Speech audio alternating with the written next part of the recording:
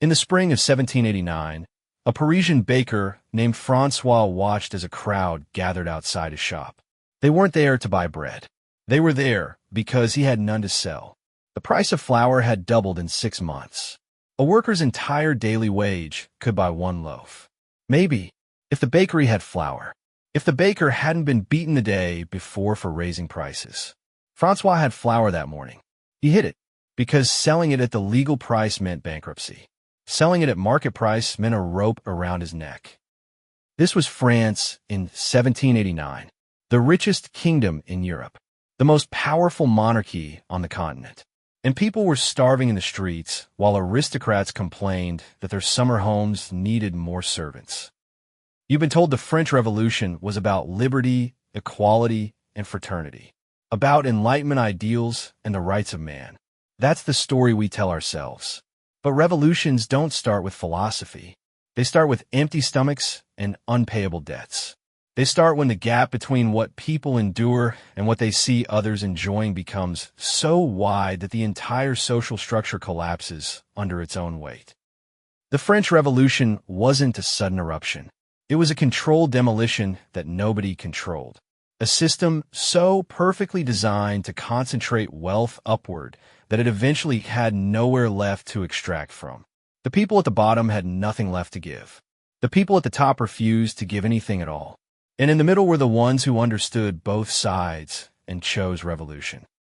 What if I told you that the mechanism that destroyed the French monarchy in 5 years is still operating today? What if the same mathematical inevitability that sent thousands to the guillotine still governs how societies fracture? And what if most people don't see it happening until the crowd is already gathering outside their door? In the next 20 minutes, you'll see how this system actually worked. You'll understand why inequality isn't just unfair, it's unstable. You'll see how rational actors making reasonable decisions created an unreasonable outcome. And most importantly, you'll understand why this pattern repeats, why it's happening now, and why we should pay attention before the baker runs out of bread. In 1774, when Louis XVI inherited the French throne, France was the envy of Europe. 28 million people, the largest population of any European nation. Vast agricultural lands, a thriving Atlantic trade, colonial possessions in the Caribbean producing sugar and coffee. Paris was the cultural capital of the Western world. French was the language of diplomacy. French philosophy, French art, French fashion. Europe imitated France. But beneath the surface, the kingdom was structurally diseased. French society was divided into 3 estates. The first estate was the clergy, about 130,000 people who controlled 10% of all land and paid almost no taxes. The second estate was the nobility, roughly 400,000 people who owned another 25% of the land and were exempt from most taxation. Then there was the third estate. Everyone else, 27 million people. Peasants, artisans, shopkeepers, lawyers, doctors, merchants. They owned the remaining land. They paid all the taxes. This wasn't a secret. Everyone knew the system was broken, but it had been broken for so long that it seemed permanent.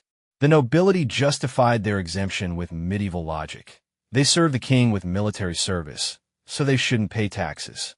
The clergy justified their exemption with divine logic. They served God, so they were above earthly obligations. The third estate had no justification. They simply paid, because that's what commoners did. The tax system was a nightmare. There was the taille, a land tax, the gabelle, a salt tax, the corvée, forced labor on roads, indirect taxes on goods entering cities, feudal dues owed to local lords, tithes owed to the church. A peasant family might surrender 40 to 50% of their income in various obligations. And the collection system was corrupt. Tax farmers, private contractors who purchased the right to collect taxes, extracted as much as they could and kept the surplus. The more they squeezed, the more they profited. The king got a fraction of what was actually collected. Meanwhile, the royal court at Versailles was a monument to waste. Louis XVI wasn't personally extravagant. He preferred locks and hunting to parties. but his wife Marie Antoinette became a symbol of aristocratic excess. Whether fair or not, she was called Madame Deficit. The court employed thousands. The royal household consumed vast sums. Pensions for nobles drained the treasury. And France had recently spent a fortune supporting the American Revolution against Britain. It was a geopolitical victory. It was also a financial disaster. By 1786, the French government was spending more on debt service than it collected in revenue. Half the annual budget went to interest payments. The kingdom was trapped. It couldn't tax the nobility or clergy without their consent. It couldn't raise taxes on the Third Estate without sparking riots. It couldn't cut spending without losing political support. And it couldn't default without collapsing the entire financial system. Louis XVI tried reform. He appointed finance ministers who proposed taxing the nobility. Turgot proposed abolishing feudal privileges. He was dismissed. Necker proposed transparency in royal spending. He was dismissed. Calonne proposed a universal land tax. He was dismissed. The nobility blocked every reform. They had no incentive to change. The system worked perfectly for them. So the king did what desperate rulers do. He borrowed. French bonds were purchased by wealthy merchants, foreign bankers, and aristocrats looking for safe returns. The debt grew. The interest payments grew. The crisis deepened. And everyone pretended it would somehow resolve itself. In August 1788, the French treasury admitted it was bankrupt. Not metaphorically bankrupt. Actually bankrupt. There was no money to pay government salaries. No money to service the debt. No money to buy grain when the harvest failed. The king had one option left: convene the Estates General, a medieval assembly that hadn't met since 1614. The Estates General was France's closest thing to a parliament. Representatives from all three estates would gather to advise the king. Traditionally, each estate voted as a bloc. One vote for clergy. One vote for nobility. One vote for everyone else. Which meant the first and second estates could always outvote the third 2-1. The system was designed to preserve the status quo. But something had changed. The Third Estate arrived at Versailles in May 1789 with a new consciousness. They represented 98% of France. They paid all the taxes. They produced all the wealth. And they were done asking politely for reform. They demanded voting by head, not by estate. They demanded a constitution. They demanded representation proportional to their population. The king refused. The nobility refused. So on June 17, 1789, the Third Estate did something revolutionary. They declared themselves the National Assembly, not a representative body advising the king, the legitimate government of France. They claimed sovereignty. Louis XVI tried to shut them down. He locked them out of their meeting hall. So they gathered in a tennis court and swore an oath. They would not disband until France had a constitution. The tennis court oath. It was a constitutional coup disguised as a procedural protest. The king could have crushed them. He had the army. But he hesitated. He was indecisive by nature, and his advisors were divided. Some urged compromise. Some urged force. Louis wavered. And in that moment of hesitation, the revolution became inevitable. Meanwhile, Paris was starving. The winter of 1788 to 1789 had been brutal. The harvest failed. Grain prices soared. Unemployment spiked. Riots broke out in markets. Bakeries were looted. The poor had nothing to lose. Then rumors spread that the king was gathering troops around Paris, that he planned to dissolve the National Assembly by force, that he would starve the city into submission. The rumors may not have been true, but they were believed. On July 14, 1789, a crowd stormed the Bastille. It was a fortress and prison, a symbol of royal tyranny. The garrison resisted. The crowd overpowered them. The governor was dragged out and beheaded. His head was paraded through the streets on a pike. The revolution had turned violent. What happened next was the key mechanism. The National Assembly didn't just demand reform. They dismantled the entire structure of French society. On August 4, 1789, in a single night session, they abolished feudalism. All feudal dues, all noble privileges, All special rights for clergy. Centuries of accumulated legal advantage, erased in hours. The Declaration of the Rights of Man and Citizen followed. It proclaimed that men are born free and equal. That sovereignty resides in the nation, not the king. That property is sacred, but so is equality before the law. It was the Enlightenment made into legislation. The Assembly seized church lands and sold them to pay the debt. They issued a new paper currency, the assignat, backed by confiscated property. At first it seemed to work. Money flowed. The debt seemed manageable. But the assignats were easy to print. So they printed more and more. Inflation exploded. By 1796, the assignat was worthless. Prices soared. The poor were worse off than before. The king tried to flee in June 1791. He and Marie Antoinette disguised themselves and headed for the Austrian border. They were recognized and arrested in Varennes, brought back to Paris as prisoners. The fiction that Louis was a constitutional monarch cooperating with reform collapsed. He was revealed as a hostage who would run the moment he could. War came in 1792. Austria and Prussia, horrified by the revolution, invaded to restore the monarchy.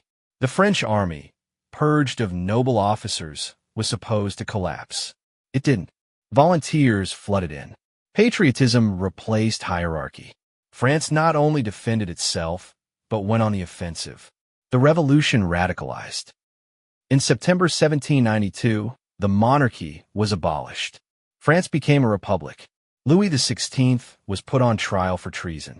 The vote was close, but the verdict was death. On January 21st, 1793, the king was guillotined in front of a crowd of thousands. A monarchy that had ruled for centuries ended with the fall of a blade. But the revolution didn't stabilize. It accelerated. The moderate Girondins who wanted a constitutional republic lost control to the radical Jacobins who wanted total transformation. Maximilien Robespierre and the Committee of Public Safety took power. They declared that France was in danger and that emergency measures were justified. The Reign of Terror wasn't an accident. It was a system. In September 1793, the Committee of Public Safety passed the law of suspects. Anyone could be arrested for seeming disloyal. Anyone could be denounced. The definition of suspect was intentionally vague. Anyone who, by their conduct, relations, words, or writings showed themselves partisans of tyranny or enemies of liberty. Between 300,000 and 500,000 people were arrested. Prisons overflowed. Revolutionary tribunals were established to process them. The trials were rapid. Guilt was presumed. Defense was minimal. The penalty was usually death. The guillotine became the symbol of revolutionary justice. It was efficient, egalitarian, and public. Nobles and commoners died the same way. Executions were spectacles. Crowds gathered. Children watched. The machine was so busy that executioners complained about the workload. In Paris alone, 2,625 people were guillotined in 10 months. But Paris wasn't the worst. In Lyon, which had rebelled against the Jacobins, mass executions were carried out by cannon. Prisoners were tied in rows and shot. In Nantes, suspected counter-revolutionaries were loaded onto barges, taken into the river, and drowned. The revolutionary representative called it Republican baptism. In the Vade region, which remained royalist and Catholic, entire villages were burned. The infernal columns of Republican soldiers killed indiscriminately men, women, children. The goal was to make an example. The total death toll of the terror is debated. At least 16,594 were formally executed after trial. Another 25,000 were killed in summary executions without trial. Another 10,000 died in prison. The true number likely exceeds 50,000. Why did it happen? Because the revolution had no mechanism to stop. Every compromise was seen as betrayal. Every moderation was seen as counter-revolution. The revolution had to be pure or it was nothing. And purity required blood.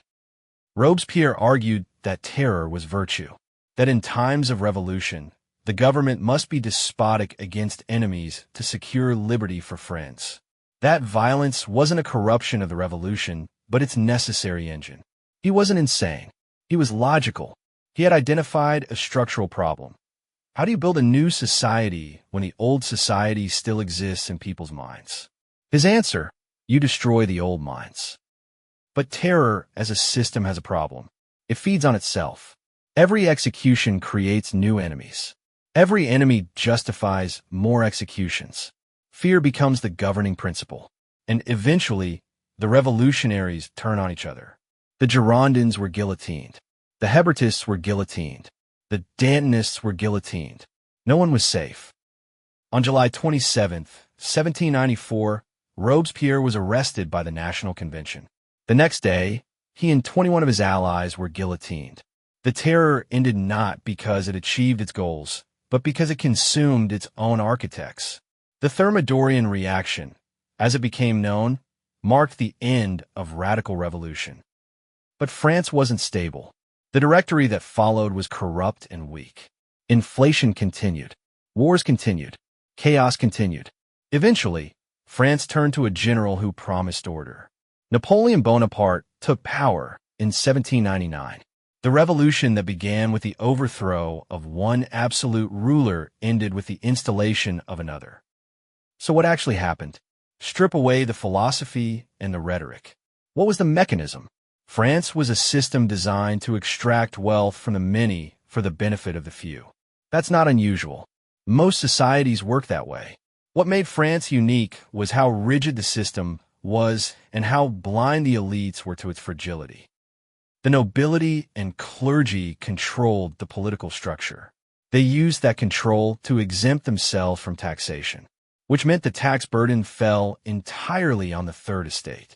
But the Third Estate was already impoverished. Peasants lived subsistence lives.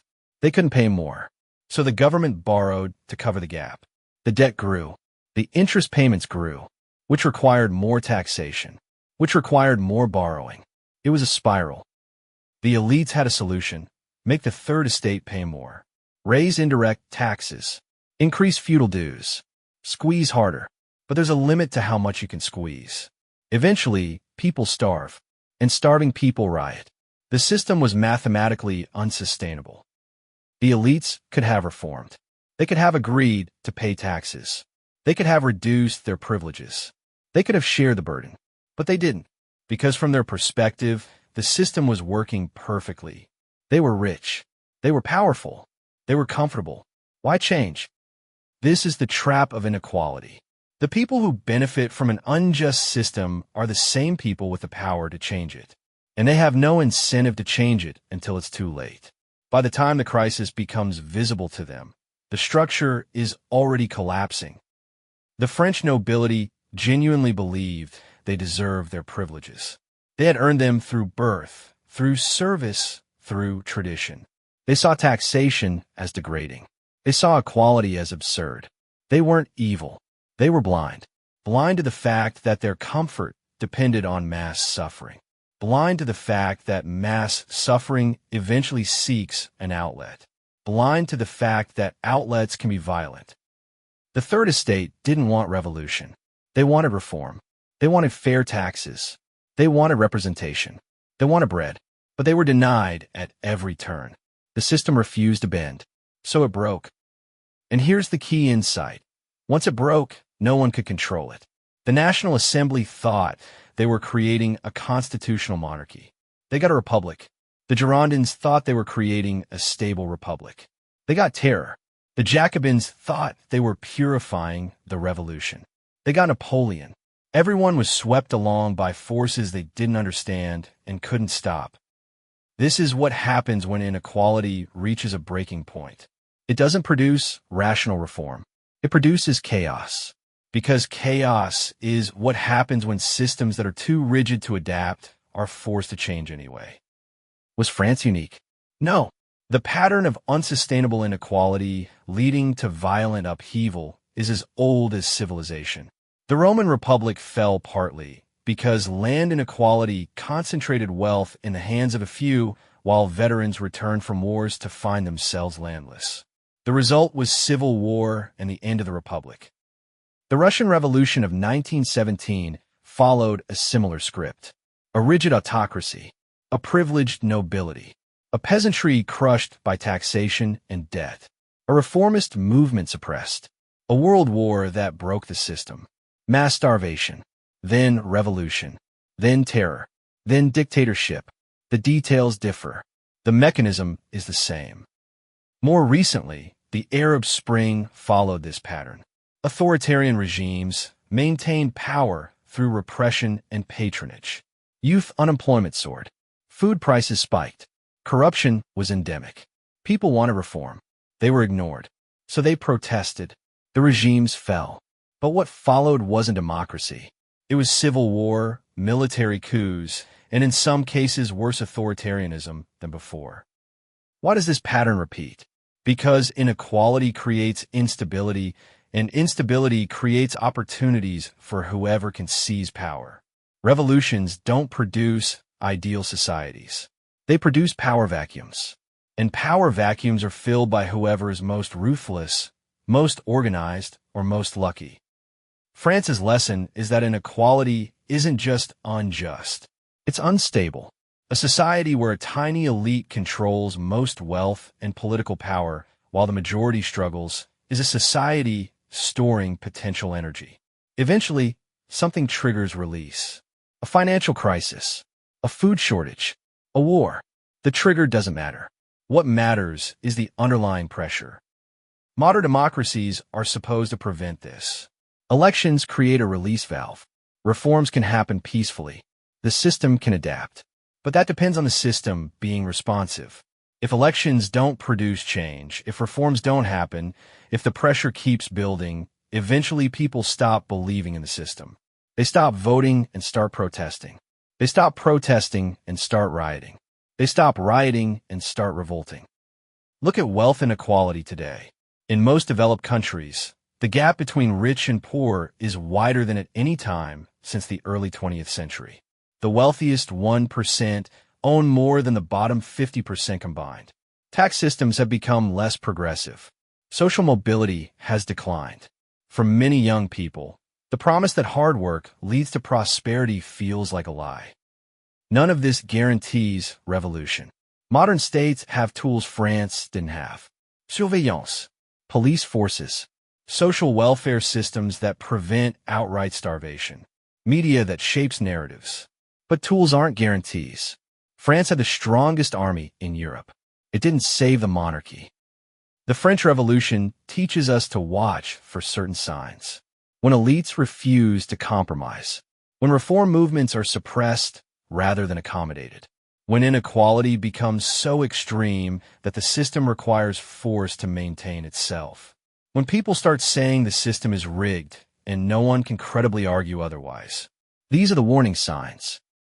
The French Revolution ended where it began, with power concentrated in the hands of one man. The Bourbon monarchy fell in 1789. The Napoleonic dictatorship rose in 1799. 10 years, hundreds of thousands dead, a continent at war. For what? A new form of the same old structure. But something had changed.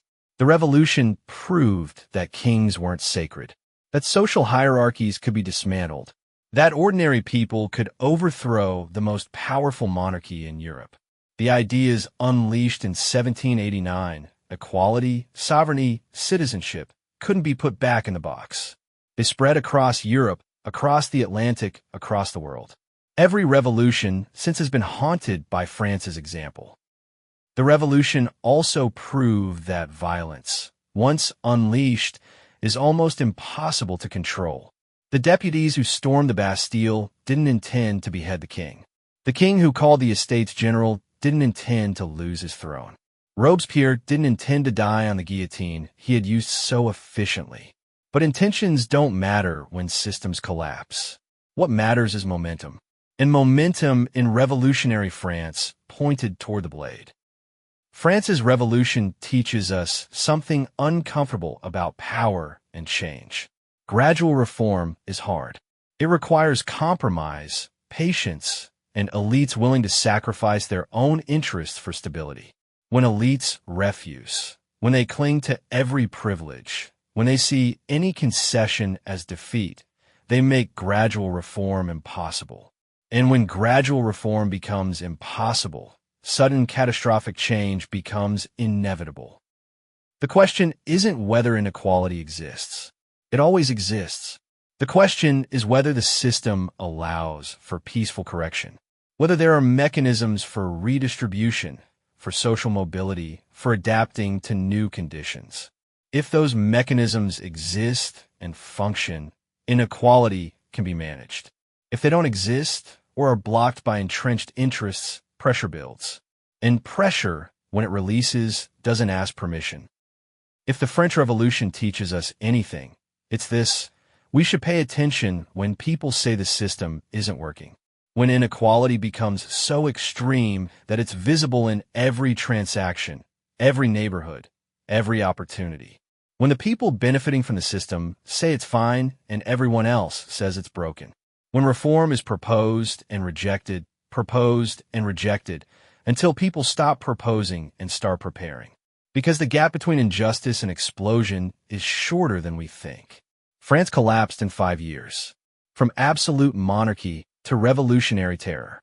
From order to chaos. From bread lines to guillotines. The baker in 1789 didn't want revolution. He wanted flour at a price he could afford and customers who could pay. But he didn't get a choice. Neither did the king. Neither did Robespierre. They were all caught in a mechanism larger than themselves, a mechanism built from centuries of accumulated inequality and sustained by the blindness of people who thought the system would last forever. It didn't, and the next one won't either, unless we learn to see the warning signs, unless we understand that inequality isn't just a moral failing. It's structural instability waiting for a trigger. And triggers, as France discovered, are everywhere.